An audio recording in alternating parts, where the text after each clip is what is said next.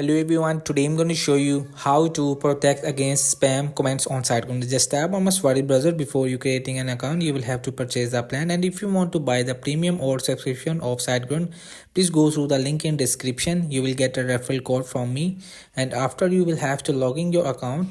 So blacklisting spammer WordPress allows you to blacklist a specific IPS words or email addresses in your dashboard. So under the setting discussion, scroll to a command blacklist where you can input non-spam indicators and update regularly. Ensure your WordPress themes and plugin are always updated often include security patches that help prevent spam.